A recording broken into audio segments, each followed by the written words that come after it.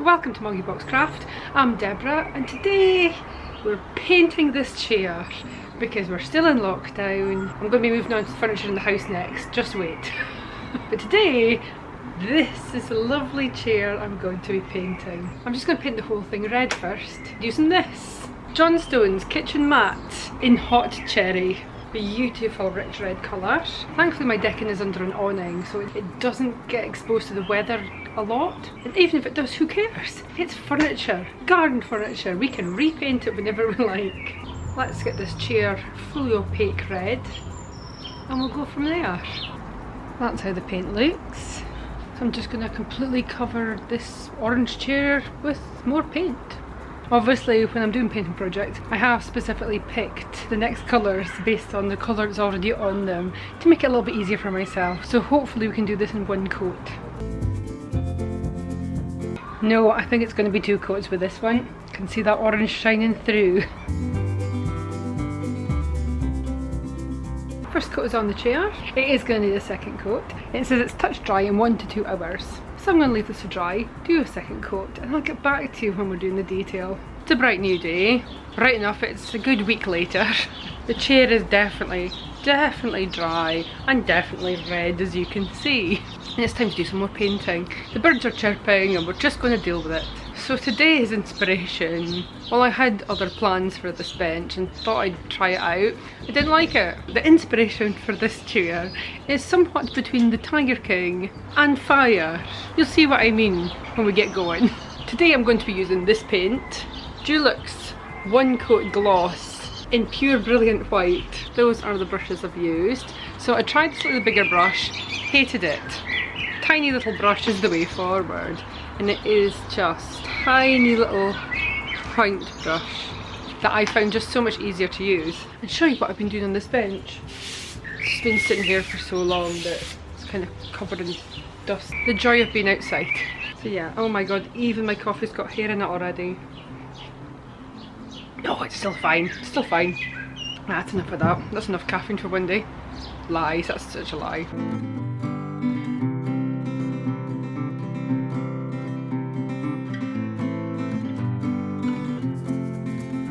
So I've been working away at this for a wee while now. I'm going to show you how you can recreate this yourself. Do your squiggly lines and everything. Flick them up over the corner. So here you can sort of see, I'm going to flick them over the side. So from the other side you're going to be able to see where the lines are. Dip into your paint. Gosh, those birds are chirping like crazy. Shush birds. You want to do basically a squiggly V. Think sort of squiggly tiger print. Just using a really light brush stroke. Just go up and do your squiggly lines. Really light brush stroke. Go back, make that line opaque and neat, like so.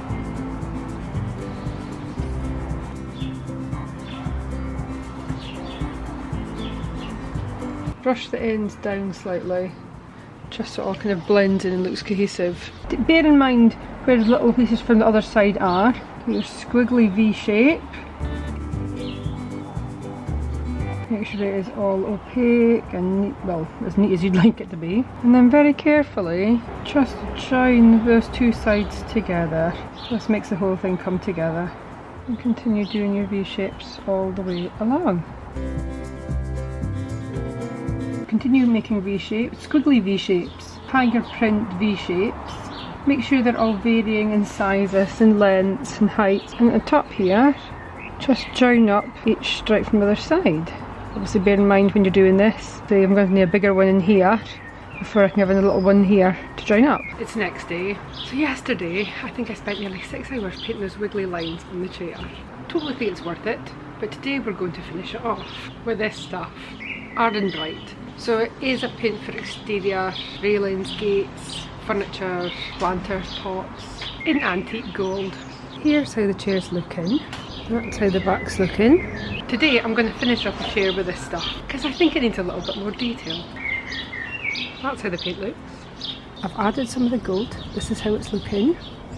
Just think the gold really helps design pop, and it's really easy to do. Where you've done your wiggly V, you just want to do a tiny little bit of wiggly gold inside that V. If you want to recreate this design, you'll find the white these squiggles, very time consuming, took me nearly 6 hours. The gold, on the other hand, you'll be happy to know, is very quick. To do the gold, just dip the tip of your brush in and just follow the inside of the white V shape. Just repeat that until you've done all the inside of the V shape. So just follow the white V shape inside the lines, just a little paint at a time. Then go back and just touch up on all the sides and then just continue on the rest of your design. I shall continue painting and I'll get back to you to show you the finished result. So here's the finished chair. Shall we have a small tour? Of course!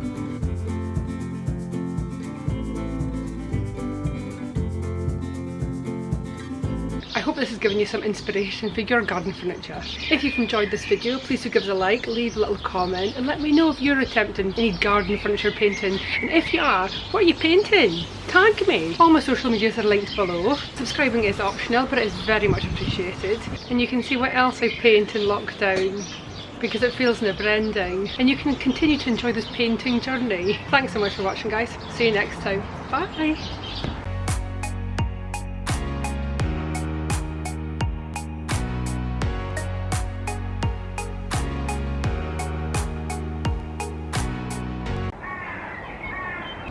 If you can hear that seagull's copulating. Nature! Lockdown at its finest. I mean, who am I to interrupt my YouTube video? Are you done? Excellent. I do think the gold definitely gives it an extra just pop on the white. I mean, you could leave it just white or do add other colours. In fact, this whole design would look pretty cool in different colours or multicoloured. Ooh, multicoloured. Ideas for next time.